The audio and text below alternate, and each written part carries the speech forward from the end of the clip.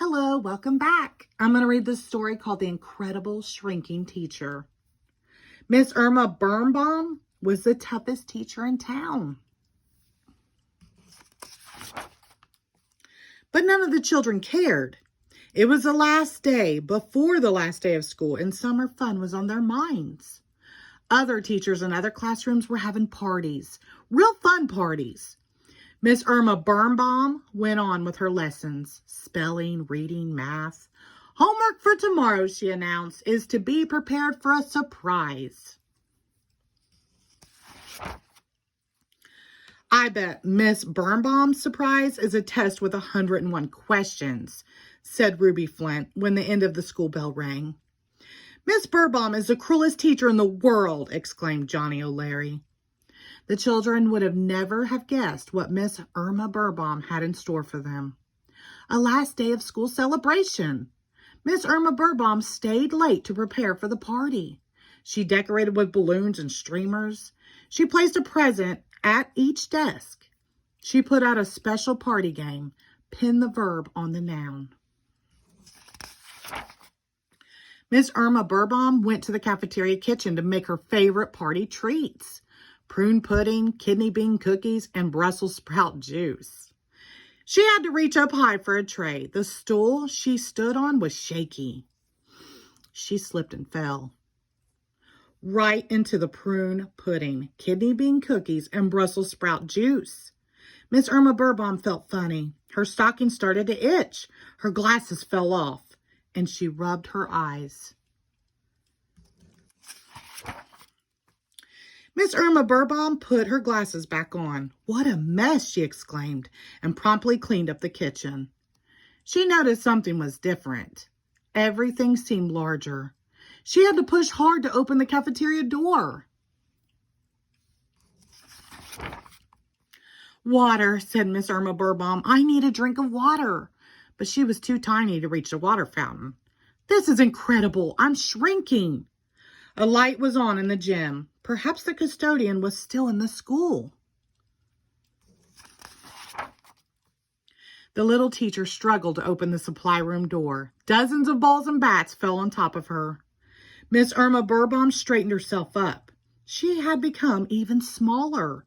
I must stop shrinking before morning, or the last of day school party will be ruined. She headed for the library. Perhaps one of the books would have a solution to her unusual predicament. The library shelf seemed as tall as skyscrapers. Miss Irma Birnbaum pulled and pulled and pulled, but the books on the bottom shelves wouldn't budge. She was still shrinking. She wandered through the hallways. Finally, she arrived at the only place where an answer could be found, the classroom. Miss Irma Birnbaum carried blocks back to the science center and made a stairway. As she read her science notes, she heard a strange noise. Miss Irma Birnbaum turned around. Behind her was a giant monster. Someone had left the door to the class pet's cage open. Zippy the hamster looked very hungry. Zippy chased Miss Irma Birnbaum across the table. She ran into his cage and ran and ran and ran. Miss Irma Birnbaum ran the entire night. The sun rose and Zippy finally fell asleep. A weary Miss Irma Birnbaum staggered down the blocks. Tired I am, so tired. The school bell rang. Children filled the halls. Miss Irma Birnbaum, smaller than ever, was almost crushed in the crowd. Johnny O'Leary's lunch bag fell out of his backpack. A big fat chocolate cupcake landed right on top of Miss Irma Birnbaum. She thought she was done for.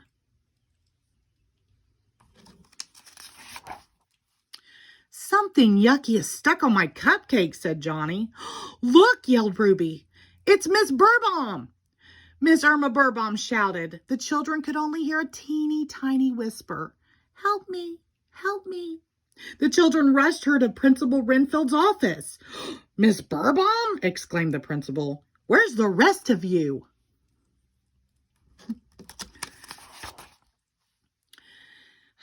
The minuscule teacher slipped from Principal Renfield's hand and fell into his award-winning tropical fish aquarium. The principal thought quickly. He scooped Miss Irma Burbom from the fish tank.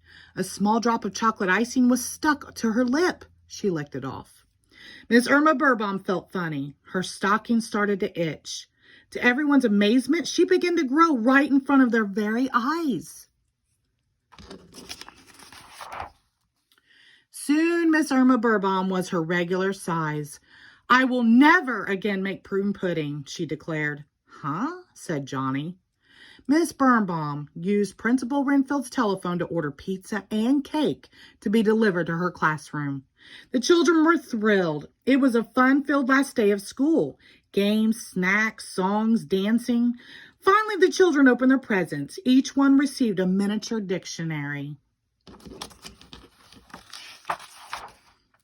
"Miss Birnbaum," said Ruby, "this was the best last day of school party ever." Miss Irma Burbom smiled. "Well, I know what it's like to be little." The end. Thank you.